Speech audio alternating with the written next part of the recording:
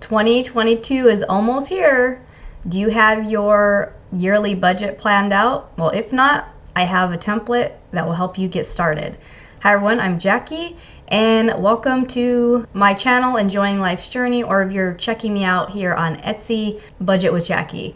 So today we're going to show the new template I finally got up for you guys. So it's the yearly budget that I use, our zero-based budgeting method, and also the monthly budget. So for those of you who have purchased my monthly budget or our monthly and paycheck budget in the past, thank you so much for purchasing that and supporting the channel. We are now going to actually have the yearly budget in with the monthly budget, and instead of just having 1 month where you then have to duplicate it into multiple months, we have all 12 months on this template. So this is an Excel template, so you can currently find it on my Etsy store. The link is down below. So some of you who have watched my YouTube channel, my videos, you're going to recognize this. So I've done this template for you guys, and you're going to see some things are obviously different from my template because I tried to make it a generic template that you guys can go through and edit. One of the cool things I'm excited about, not only for you guys to use, but for myself to use for 2022, is the fact that what I did is when you enter in your budget, so I encourage you start off, instead of doing your month budget, start off with this yearly budget, or at least this form, and plug in your numbers here. When you plug in your numbers on the yearly budget, it's automatically going to convert down to your monthly budget. Alright, so you should see on the bottom here now, I actually have all 12 months. So as you're plugging in your numbers in your monthly budget, let's say I put $1,000 in for that first person's income. If I look on January, you're going to see the number automatically goes over to that month. Okay, so we'll get into more detail here in a minute, but let's take a look at everything. So the first thing you're going to see is the year. So what I'm going to encourage you to do when you first purchase this template and you get this file on your computer is to download a second copy. So you want to keep one as kind of your base copy that you can then use year after year. Then once you have your other copy, you can start editing that, and then you can change the year. Up here you have every month. What I like to do in our household is, because we get paid, or my husband gets paid every Friday, so some Fridays we have 4 paychecks and some we have 5. So sometimes I'll actually put like a little, asterisk, a little star up here, and that just tells me at a glance that, hey, that month has an extra paycheck. So if that's something like you as well, let's say you get paid every 2 weeks, but every once in a while you get that extra paycheck, you might want to mark what month you're getting that at. So you can see here we have all the way through December, and then your yearly total will start to populate here. This column here is the percent of the total. When you first get the template, you're going to notice that it has this weird formula in it. Don't click on it. As you start to enter stuff in, it will start to calculate those percents for you. So this is just a good idea if you're trying to see what percent of your income are you actually saving or investing, or what part of your income are you using for food expenses or household expenses, just to see, hey, am I spending wisely? Do I need to make some changes in my cash flow? So this is not only a budget, but ultimately for me, we've almost kind of stopped budgeting in a sense. Like, we have our plan for the year, we try to stick to it, but this has also become a good tracker so that I can look back on previous years and say, hey, even though I was trying to budget this much for food, realistically we're spending a different amount. So then I can project that, or I can look back on a previous year and make those projections for the next year a little more accurate of what we're actually spending. Okay, so here I like to do our income before taxes. That's just because I like to also keep track down in the necessities area of how much we're spending, where our money's going, what's being taken out for health insurance, what's going to taxes and everything like that. I had a viewer one time tell me that she does the budget, but her husband doesn't let her see the pay stub, so she's only dealing with maybe the take-home pay. Well, if that's the case, that's fine. You can edit these out. Instead of saying income before taxes, you could say income after taxes or after deductions, because you might be having health insurance and stuff taking out. And then when you're down in the necessities area, you can just just delete those things out.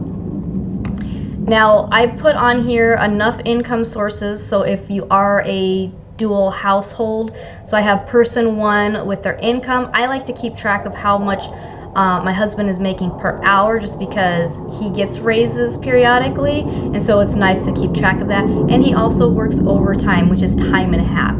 So I put that option in here for you. So you could say, you know, the first person, you could change this and put in their first person's name. Now, if you want to keep some of this text here, you can go up to this line right here and then just edit, you know, from here and just say, you know, James' income is, you know, 25 an hour, whatever it might be, right? As opposed to if you start editing it down here, you might need to delete, you'd have to delete the whole thing out and retype it. So that's just something for you to know. So you may not want to do that, okay? So you say James income or overtime, or let's say you have some self-employment income, you don't get overtime, you could rename this as well. So this is pretty much, you know, up for you guys to name it however you would like to name it. We also have on here a monthly interest from like your savings account. So if you guys have a savings account at the bank, we bank with Ally Bank, that's ALLY, and it's an online bank, and they used to have really good savings rates. It's gone down a little bit, but basically we get 0.5%. So we get, you know, $4 to $6 a month in interest. So I'd like to count that in our cash flow plan, if you think about it that way. And also, if you are using a credit card that has cash back, we have a Discover It credit card. We basically use that card for everything that's not an auto withdrawal from our bank. So food, gas, you know, toiletry type, you know, personal care items. Some of our bills are on there. Our car insurance, our cell phone, our internet, those type of things are all charged onto that card, and then we earn cash back. We pay off our credit card balance every week because we get paid every week, and so that just keeps it so we don't end up paying interest to the credit card, but we get money back. So we average anywhere between 30 and 80 bucks a month is what we're getting back. So I mean, that's free money, so we keep track of it for our cash flow plan. Then we have a few others here. So if you have, maybe you have child support coming in, or you have alimony coming in, or maybe currently right now towards the end of 2021 we're getting the child tax credit, so we have that on here. Maybe you got a refund, maybe you overpaid at a doctor's appointment, and once the insurance kicked in you're supposed to be due a refund. So just other ways to track some of that money that's coming in, so you can now tell it where to go. The second area that we have, or the more important area of the money is going out, is paying ourselves first. So my husband does have a 401k. Also, you might be saving for specific things. So I just put on here person one's 401k and person two 401k long-term savings. So again, you can word this however you want. Maybe you're only focusing on an emergency fund right now and you're not investing, or you know, maybe you're investing, you have 401k and a Roth IRA or whatever it is. You can go ahead and mark that out. In my previous template, I did have this calculating a percentage for you. I'm not doing that this time around. I wanted to make it a little easier for you guys as far as editing this form. If you did want me to work with you and actually create different formulas for calculating certain percentages, or you know, naming your sources and things like that, I do have the option to work with me through a Zoom meeting, and those are on Etsy as well. Next one is giving. So I have gifts and donations. So this gifts is basically like birthdays, tipping at restaurants, tipping the hairdresser, anything like that. Donations is if we're donating to an actual like charitable donation that we can write off for tax purposes. I keep it tracked separately. So again, you can put however you want. You could say, you know, tithings. You could say birthday gifts specifically. You could say Christmas if you're trying to save up for Christmas and you want to keep track of that separately. You can do that. Again, if you would like me to add, you know, if you want to add more columns, or you need a little more customization, then purchase the one with the Zoom meeting and I can update stuff for you that way. Then we get into our necessities. Now this is going to be a little bit different for everybody, because what I want you guys to think of is your values and what's important to you, and you want to include those in your budget. So some things that might seem like a necessity to one person might seem like a luxury to another person, but that's all up to you also of what you want to track. So for instance, I do have the taxes and the deductions that come out of our paychecks listed on here. Again, you can change it, you can rename it, you can take it out, whatever you want to do. So we have federal taxes, state taxes. There are some states that don't have state taxes as well. You might be watching from another country, and so maybe, you know, they're named totally different. Maybe, you know, I don't know how your taxes would work. We have Medicare taxes and Social Security taxes. So these are things that come out of our paychecks. One of the main reasons I like to keep track of this is because we found sometimes that we're overpaying in taxes. So if you get a really big refund one year, that means you're overpaying in taxes. So you might want to go back to your employer and change your withholding. And sometimes the tax forms that they have change on a yearly basis, so it's always good to go back and double check that. Medicare and Social Security, those are set at certain percentages. However, keep in mind, if you are investing in a tax deferred retirement, which is like a 401k, then it's going to seem like it's a lower percent because you're going to get taxed on those dollars that after the 401k money is taken out. So for instance, let's say you made $1,000, but 100 of that went into your 401k, you're only going to be taxed on that 900, not on the full 1,000. So it's, you know, it's, these numbers might not add up. So again, I used to have a percentage here. I took that percentage out for you guys. Now, some other things you might have as deductions coming out of your paycheck. Maybe you have additional life insurance or long-term disability or health insurance. Maybe you have vision and dental. Again, you can rename some of these if some of these don't apply, and you can change them. Next one we have is mortgage or your rent. Now our mortgage, we have the principal and the interest. We have the property taxes and the homeowner's insurance. We used to have a private mortgage insurance, and those were all included in one payment. So that's why I put those symbols here. And then rent, you might have rent and then renter's insurance that you're paying as well. Now I have home maintenance / projects. So these are going to be bigger items, not necessarily the household items. So these are going to be things like if you actually are adding, like we recently added an RV gate on the side of the house, so that's a home project. Also, you know, we've had to have the hot water heater replaced, and so that's a home maintenance because those are bigger type items. Okay. Groceries, I put a dollar amount per week. We're spending about $120 a week. So this just helps me calculate. So again, if we have those weeks, those months where we're doing 5 paychecks, well, then I got to budget an extra week worth of groceries, so that's just something I like to have. So we have personal pet care. So we do have tortoises now, so sometimes we do need to buy lighting or, you know, new bedding for the inside enclosure, things like that. So we just incorporate it with personal care. Personal care is things like shampoo, makeup, feminine products, those type, deodorant, those type of things. Household, now these are just regular everyday household items. So your paper towels or your cleaners, your sponges, those type of things. So we have cell phone on here, internet. I put electric, solar, and gas. So again, if you want to separate these out and have them separate, you can. We do not have gas in our house, but we do have solar and electricity. And then water, sewer, trash. Ours is through the city and it's all combined into one bill. So I have those here. I put on here 2 different car payments. If you have more than one car, then you can change that. Or maybe you don't have any more car payments, which would be awesome. Then you can take this out. I have gas, so this is the gas for the vehicles, and I put all.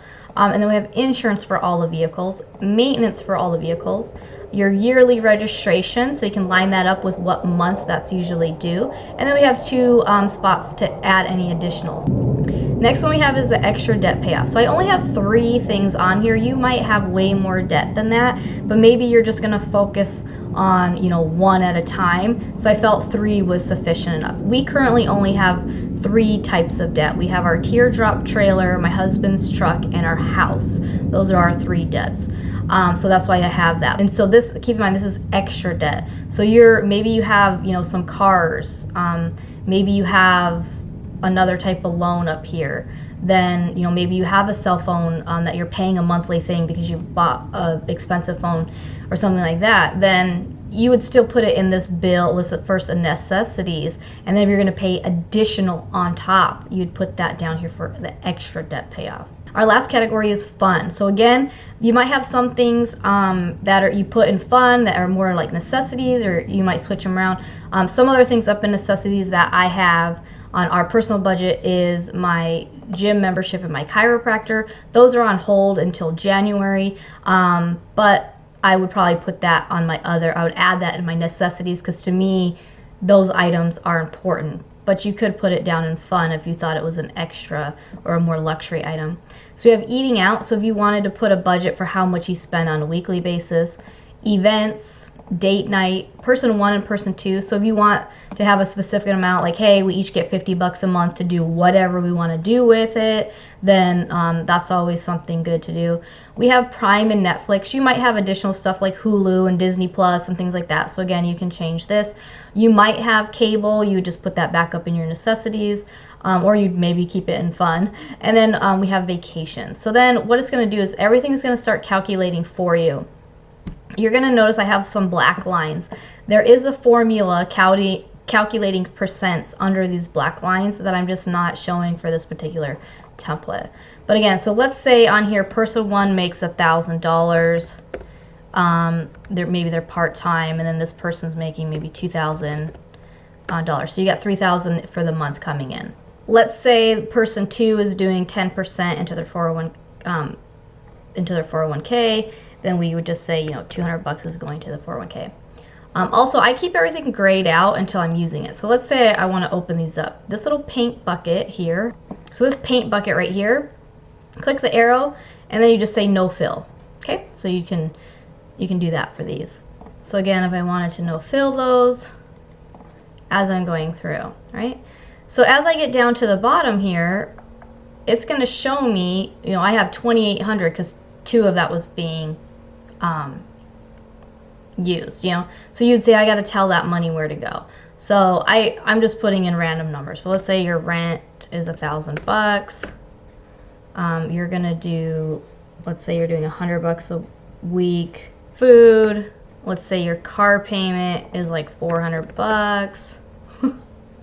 Internet, I'll show you mine, okay? But anyway, so I want you just to see how this works. So let's click on January. So I go to January, see, everything has auto-populated now. So now we have the budget for the month already in here. Now, if you start changing it within here, it's not going to update it in the yearly budget. So it's not going to go both ways. It's going to be just this one way. But if you notice when I'm clicking on certain things, it looks like a formula in here because that's basically just taking the information from the other form. Same thing when you're in the yearly, if you change the name of this and we say, let's go back to James, we change it from our yearly, James, we go to our monthly, that's going to change our source amount for monthly as well. So we don't have to rename it on every month. So I'm hoping that makes it a little bit easier for you guys. But now you're going to notice we have paydays.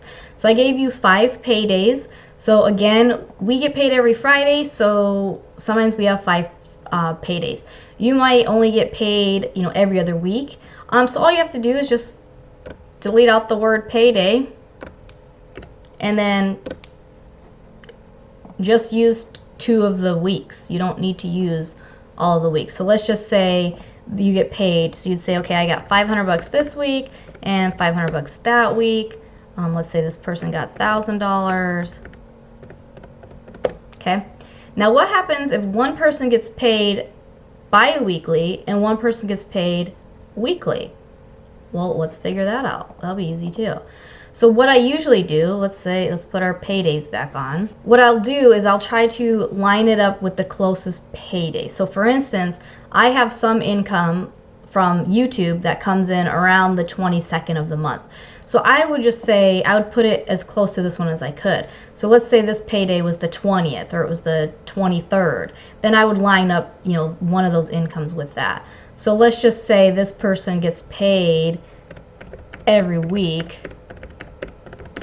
and this person gets paid every other week. You just line it up with the closest you could. Let's say this one's getting paid on Fridays, this one's getting paid on Thursday. So you just line it up the best that you can. Oops, 500. Okay, and let's just say that's where you're at. Obviously, these are not real numbers. I'll show you our numbers here briefly for next year, but that kind of gives you an idea. So then you have to go through out of each paycheck. Okay, so it's $50 out of each paycheck. It's not just a 200 thing, because when you're having that deducted automatically, that's coming out of every paycheck. Okay, so if we come down here and we say, okay, well, our mortgage is due on the 1st, and you're like, well, I don't have $1,000 out of one paycheck to cover it. You might say, well, I want to have it a few weeks before it's due. So let's say you're using the last 2 paychecks and you're going to use 500 out of these 2 paychecks to cover that $1,000, because if you see you only had 500 there, you couldn't use the 1,000. But let's say you're doing that. For this, the groceries, you can choose to say, hey, I want that $400 with my first paycheck of the month, and then I can buy stuff as I go. Or maybe you're worried that, hey, if I have that 500, I'm going to blow it all right away. So then maybe you say, you know what, I'm literally going to try to only do the $100 each week, and I'm not going to do it that way. So it gives you a few options to do it that way. So my, you know, advice to you is basically taking a look at the paydays, and you try to get your money from the few paychecks before, not after. You know, I did have one person make a comment like, well, you can pay your mortgage, you know, 5 days after it's due and it's not really late, you don't get charged a late fee. You're on slippery ground, folks. Don't do that. The goal is to get ahead of the bills. Don't think of that little window, that grace period. Don't even think of that as an option. You want to get out of that mindset. So if anything, you want that money in the bank at least a paycheck before it's coming out, okay? So I just wanted to say that. So this is what you got, right? So the idea is to have a 0 at the bottom. So that, say we have this $1,000, we want to tell all of it where to go. So if I scroll down, I have 50 of it going somewhere. I got 100. Let's say for gas, you know, we have $100 in gas every week as well. So we have that coming out. So what do we got at the bottom? We have 750, 250, 250. Ooh, we're negative 250 here, right? So we have an option to do. We might have to say, oh, we can't do this here, but maybe we do 250 here. Okay, so you play with it a little bit. But now, all right, we still have 750 and 250. We need to tell it what it's doing. Well, that's the car payment. So I thought that was gas. So let's say we're not doing that. Let's say the car payment is due on the 15th of the month. Okay, so we need that first paycheck. We need that money. Okay, so we do that instead. All right, so kind of see how I'm going here. But that's what you want to do. You want to have a 0 at each thing. Like your taxes, you would look at your pay stub and put how much taxes actually came out. So there's that. Now I want to show you the other part of the monthly budget. We have here our categories. So these are what I like to call my balancing my checkbook. Okay, so these are the accounts I have at the bank or other places that I want to keep track of what's for what. So I have income. So I have all of our money that we make goes into the income checking account at the bank. So it's direct deposited into the income account. From there, I move it into different accounts. So I might be moving it, part of it, into savings for later bills because I'm ahead on those bills, or maybe I'm adding it to a savings for the emergency fund, you know what I mean? Things like that. So, and I might have to move it into checking. So this Necessities checking account, so you can name your checking accounts at your bank if you want to. So I have a Necessities checking account. So the money that's coming out of there to pay the Discover card off every week, or for certain bills that are automatic that come out of there, like our mortgage payment comes out of there, the truck payment comes out of there, the electric and solar come out of there, the water, sewer, trash comes out of there. So that money would sit in this account until it automatically got withdrawn. But I like to keep track of what's going on. So if I look at the bank and I say, well, I have 100 of that in the Necessities account because that's coming out. Or maybe I'm adding 50 to the emergency fund. The emergency fund, now you could just have one running total up here at the top, and just say, hey, I got $1,000 in the emergency fund. Or what I like to do is, because I was trying to get 1 month worth of expenses, I lined it up with that expense. So once I had enough for, my mortgage payment, I actually lined it up in the emergency fund with my mortgage payment. Nope. So I said, I got $1,000 in my emergency fund. I'm working my way up to 1 month of expenses. So you can do it however you want. Investments, same thing. So I keep track up here. I might have it in line with this 401k and say, well, I got 28,000 in that 401k. Oh, 280,000. I would love if I had 280,000. Not there yet. We have 28,000. So we have 28,000 in that 401k. Let's say this person has a Roth IRA, or let's say they have $1,000. Okay. So you can kind of just keep track of what's where. Savings. So this is like the sinking funds or savings, and you might say, okay, well, I got bill money already ahead. I got I have some haircuts coming up, so I got $200 saved for those haircuts later. Or maybe you have Christmas money. You got $500 you've been saving up for Christmas, right? So you have that. You plug that in here. What I've done is these numbers now, if you look at February and we scroll over, those numbers will populate over here on February. So that way you can kind of roll those numbers over, and then each month you just update those numbers and they'll roll over to the next month. So then I have on here like my girls' savings, my girls' fund. So if my girls earn chore money, I'm keeping track of how much they got in the bank. And this is the credit card. So as I spend money on the credit card, I line it up with what I spent. So if I went grocery shopping and I spent $115.28 at the grocery store, I put that there and I say, okay, that's coming out of my grocery budget, but I'll have my running total of how much I owe on that credit card.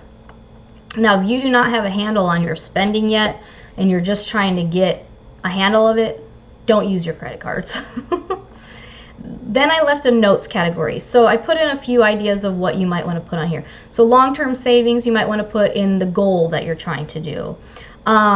For gifts, you might want to put up what's the next occasion that's coming up. You might have a due date or the account that it's coming out of. So for instance, I might say this is due on the 1st and it comes out of my Necessities checking account. Internet, I might say this is due on the 1st, but it's paid on the Discover credit card, right? So these are just things you might want. Same thing, home maintenance project, you might want to put the next one that's coming up. So those are just some ideas, but you can basically put whatever you want in those notes. All right, so I'm going to show you my budget for next year real quick. It's kind of work in progress, okay? So this is what it looks like when you start entering in all your information here.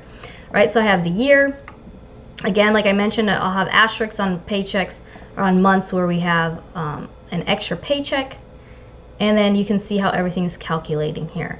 So we have my husband's work for 40 hours. We have his work for overtime. These can change. He's just finished a MedGas certification at work, so he's probably going to be getting a raise pretty quick here. And they usually get a raise around February every year anyway, so this would all be updated at that point. But as of right now, this is what he's making. Myself, I'm not working anymore. I already quit my job, so I don't have any income plan for 2022. That's all right. Cash back. So I just put 25, I lowballed it, 4 for the interest. So bonus reimbursement. So I do have a health bonus coming in at $350. And Ricky, they usually get a bonus in February. Last year they got like $600. but they have had a year where they got 1,000, 1 year they got 3,000. So we're going to estimate 1,000, see how that goes. I have an MVD credit, so I'm going to be using that in February so I can get ready to pay some of our taxes, our registration for the vehicles. And then we have a tax refund. We're estimating 3,000. Part of that's the child tax credit, part of it's the refund. So that's our income. You can see our income for the months. We have that plugged in. And then you can see here we have Ricky's 401k. Our goal is to be investing 12% into the 401k minimum. That's the minimum. And then we want to be investing 20% total. So then we're going to start investing up to 8% into the Roth IRAs. So you can see how those are going to play out for our investments there. Gifts for stuff, we're just estimating $50 a month, and then we have $500 towards Christmas is what we have coming in. Our taxes, so our federal taxes average about 2% of our income, and that's just because, again, we have children and the amount of money we make, and having money go into the 401k lowers your taxable income. And then our Arizona state taxes, we're paying 1.3%. Medicare is 1.45 and Social Security is 6.2. Now these are the official percents, but again, this is calculating before our deduction came out, so most likely these numbers will be slightly lower, but I rather over budget than under budget. These are the numbers that we do have for our family life insurance. Ricky's long-term disability is 0.36% of his income. Our health insurance is like 87 something per paycheck. So you'll see we have 351 on some months, and then we have 439 on other months.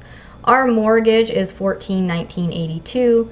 We don't have any home maintenance or projects scheduled for the next year, so we don't have anything budgeted. We'll see what happens. We're doing 120 a week for groceries, so you can see we fluctuate from 480 to 600. Household personal care, we don't have anything scheduled. We're gonna probably update that. My daughter and my husband's cell phones, $60 a month. Now if you notice here, we have some months where we're not budgeting anything, but then you see some months where we have more budgeted. That's because we're not going to have enough money in those months to cover some of those bills. So we have to plan ahead. So this 240 is planning to pay for these 2 months. So we're going to have that money in the bank ahead of time. This is how we're not going to accidentally not have money or be late or overdraft the account. We're going to plan ahead. So that's what these are. So you'll see some of these, like I said, we have extra money, but that might change. We're going to see how that plays out. We're going to see what ends up happening. But in general, our cell phones, Ricky and Arcadia's cell phone is $60. Mine is $30, but my YouTube channel pays for that. And then our internet is $105, but my YouTube channel pays for that. So you see that's not in these channels. Those are written off as business expenses. Electric, we average about $60 a month. Some months we hardly owe anything. Some months we owe a little bit more. But on average, we're spending about $60 a month. So we want to make sure we have that money in the bank either way. Our solar is $81 a month. Our water, sewer, trash, the last few months have been around $71.24. My last bill actually went down a little bit. Ricky's truck payment is $591.97. Our teardrop payment is $117.18. Gas, we're doing $90 a week. So you'll see that fluctuate from $360 to $450. Our insurance, this is for everything. This is for my car, Ricky's truck, and our teardrop trailer and our motorcycle is $222.48 a month, with the exception of we have an additional $70 in May for the motorcycle. Registration for the vehicles and everything, we're looking at about $800 this year, so that we're going to try to do in February, or at least have the money in the bank for that in February, because we get that tax refund. We're looking to try to pay, we're going to pay off the teardrop soon. We put a big amount down, so we're just going to start putting extra money towards that if we have that extra money. Eating out, we're doing $25 a week. Events, we have $25 a month. And then my laser hair removal, I've been doing that, and that I have through that will be over in April, or is that September. I'll be done with that in September. It was an 18-month contract. I'm coming up to that last bit, and it's actually working pretty good. I'm excited. I have Ricky on here because Ricky doesn't have like a set thing every month like I do, but he does spend money randomly throughout the month. And then Prime and Netflix, again, we're fluctuating. Our Prime is around 14 something, Netflix is around 15 something, so to combine they're $29.49. Vacations, we're looking at $1,500 for this year coming up. We're not going to do anything too crazy. We're just doing a bunch of camping in the teardrop this year. We're not going to really do anything big, so you have to stay tuned for that. But you can see here we have zeros at the bottom, so we've told every dollar where to go. It tells us what percentages of our income is what. So our necessities is basically 76% of our income. Our investments, if you will, is 14% of our income, so that's pretty darn good. And then again, if I look at January, it's automatically populated these numbers for me. So now, when it's January, the first thing I would do is go to my yearly budget, and I would update this based on maybe we got the pay raise, or Ricky wasn't going to work overtime that month or whatever. We would update it here, and then we would go to each paycheck and go ahead and update that. So the first thing I would do is change the payday date to whatever date Fridays actually are, and then we would go through and budget that out. If you want to see how I budget everything out, the budget videos are coming back, so join me every week, and I'm going to show you how I budget out the month, how we did in the previous month, and then we're going to budget out every payday, so every week we'll be budgeting that out. So be sure to join me for that. But this gives you an idea of what it looks like once you fill it all in. So I know this might have been a long video, and I hope it did help you in learning how to navigate through the new yearly budget template that I have for you guys over on Etsy. I'm excited for 2022. I hope you guys are too. Please get your budgets put together. As always, thanks for watching. I'll see you soon. Bye.